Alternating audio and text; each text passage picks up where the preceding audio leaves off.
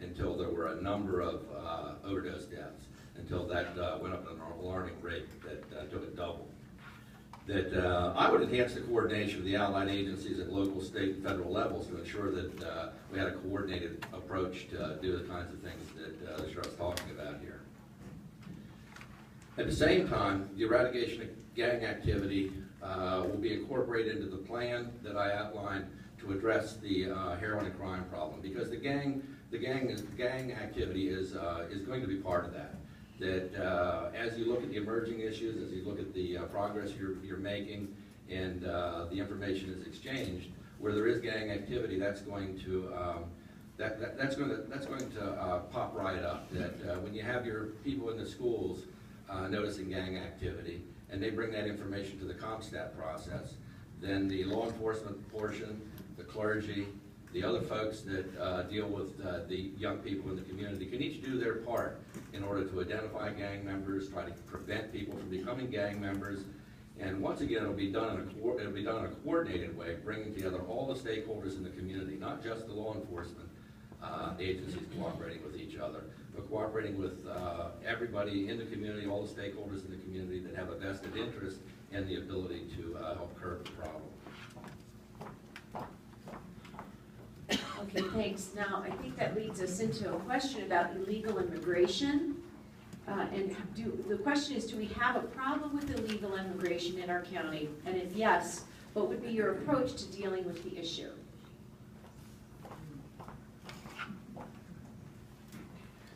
Well, there is a problem with illegal immigration. It's a national problem, but it must be dealt with at the national level. There's no evidence that the sheriff's obsession with focusing on the immigration issue has reduced the number of illegal immigrants in Frederick County or had any impact at all on crime. After all, the crime's gone up 23%. That it has, however, led to a lawsuit. It's already been costly in defending it, and we don't know how much it's going to cost in the end. It's led to a ruling by the Supreme Court that indicated the sheriff's office had racially profiled. That I would focus on removing those who have committed serious violent crimes from our midst in any way we can, and that was the intended purpose of the 287G program in the beginning. Many sheriff's offices, though, are backing away from the ICE immigration enforcement because of civil litigation and recent court decisions.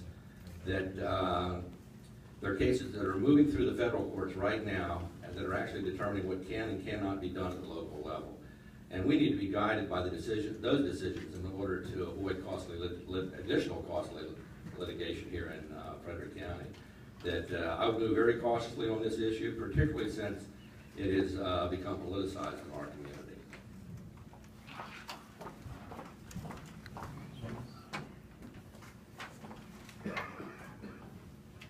Well, first of all, let me make some corrections here. There was no Supreme Court ruling on the Santos case. It never made the Supreme Court.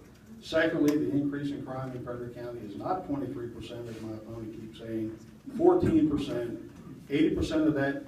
80% of the property crimes in Frederick County we can tie directly to the heroin problem. We get that from our crime analysis, our intel, our investigators, so the facts that he puts out there are simply not true. I am absolutely opposed to illegal immigration. Everybody knows my stand on that. But let me tell you why, folks, and I can reinforce this with my recent trip to Texas. I believed it before I went.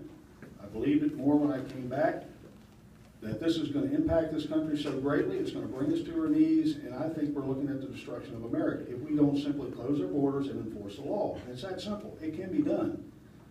What I saw firsthand in McAllen, Texas, the criminal gangs, the human trafficking, the brutality, the criminal element, the cartels, it's unbelievable. And let me tell you something, folks. The Rio Grande River is a 2-day drive from Maryland. So if you think for a minute that those elements stay in the border counties, are absolutely wrong. They come to the interior, they're here in Frederick County.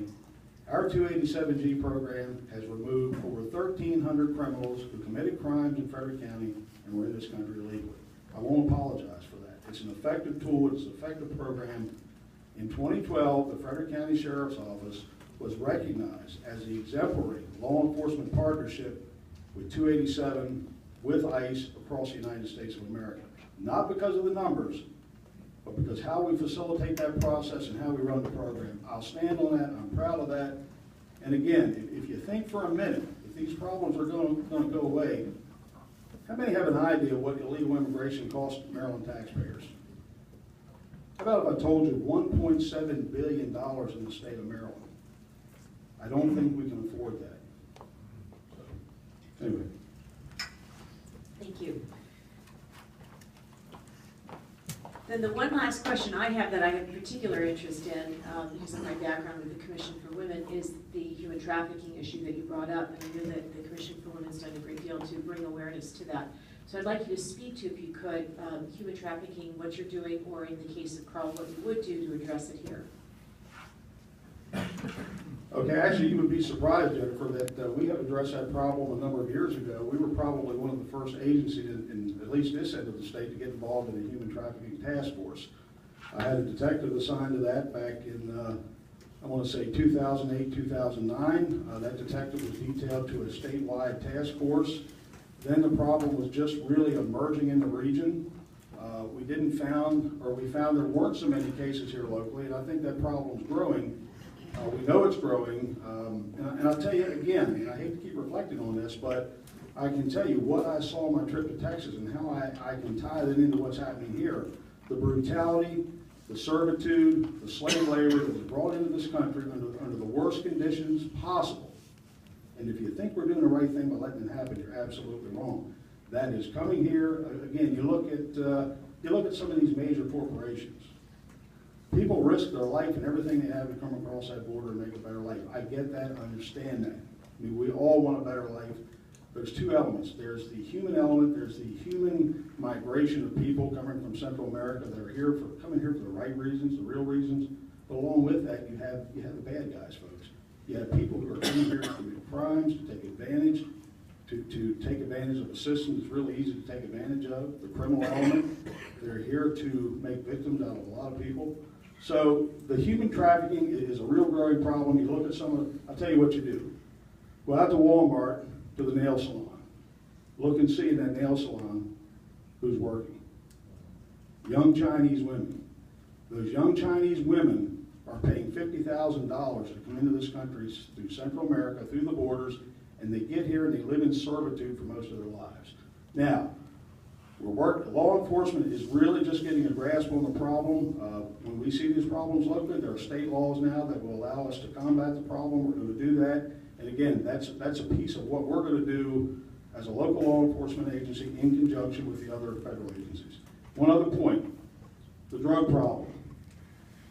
Since the Maryland State Police pulled out of our task force, and I know my opponent says he will team up with allied agencies, State Police pulled out of Frederick County's task force. Not my decision. Didn't like it, okay? But since they've left, we have brought more federal resources into this county through Homeland Security investigations because of our relationship with ICE. We've now got people, men, resources, money embedded in our drug unit. Very effective drug unit, so. Thank you. I'll let you address that, and then we have one wrap-up question. Actually, the human trafficking issue, law enforcement's been working on that for some time now. It's been at least 10 years ago or more that I went down to a meeting in Florida, in Tampa, Florida, that then President Bush organized, and I was a member of the Justice Department that was involved in that meeting. And actually, that was my first introduction to human trafficking. But that's been over a decade ago. And and we had a meeting here in Frederick not too long ago where there was a presentation that was done on human trafficking that was quite good. And the human trafficking that we need to focus on here in Frederick is a place where we could be it's possible that we would be a point where trafficking would be done through Frederick to other jurisdictions. But the sex trade is the big thing as far as human trafficking in the Washington region, the Baltimore region, and around professional sporting events. That's a very big thing. And one of the things that we need to do is, and I know Chuck criticizes me constantly for talking about training, but training is important. And we need to train more than just the law enforcement personnel when it comes to looking for the human trafficking, signs of human trafficking. That we have people that go in and out of homes all the time, legitimately, fire rescue personnel. We have postal employees that deliver the mail. And we need to teach people like that are out in the community, cab drivers, people that are out in the community like that to recognize signs of human trafficking and bring it to our attention so that we can do something about it, because otherwise it's very hard to detect. But the law enforcement community has been working on it for quite a while. Okay, so the last question is, there's been some talk about changing to a county police force instead of maintaining a local sheriff's department. Many charter governments go to a county police as opposed to a sheriff's department. Please share your opinion on the important differences and why, in your view, a sheriff's department would be advisable over going to a county police department, or not, as far as providing the citizens of Frederick County effective public safety. Well, the role and responsibilities of the sheriff vary from state to state and county to county. Even here in Maryland, the role of the sheriffs vary considerably. County police departments are relatively rare. There are only about 68 county police departments out of over 3,000 counties in the country. I believe I can make a strong argument either way on this topic, because each have strengths and each have weaknesses. Communities usually considering moving toward a county police department when there's dissatisfaction with the current sheriff's performance or the presence of corrupt practices by the sheriff. For example, our heroin problem, the 23% increase in crime, loss of jail accreditation, rash of jail suicides, civil suits, and the classification as a high-intensity drug trafficking area raise concerns about performance. That we're only one of 28 counties out of over 3,000 counties that's been designated a high-intensity drug trafficking area. While we're in the midst of a heroin epidemic and a 23% increase in crime, it has been reported to our state's attorney and the FBI that Frederick County's current sheriff has been using sheriff's office personnel and resources to support his campaign for re-election in violation of state and federal law. Just before coming here this evening, I was advised by the same group that they made a formal complaint to the U.S. Department of Justice Office of Special Counsel. He's not only been apparently doing this while ignoring the heroin epidemic and the 23% increase in crime, but he's put his personnel in jeopardy at the risk of criminal prosecution for them as well. These are the kinds of issues that prompt communities to consider moving toward a county police department.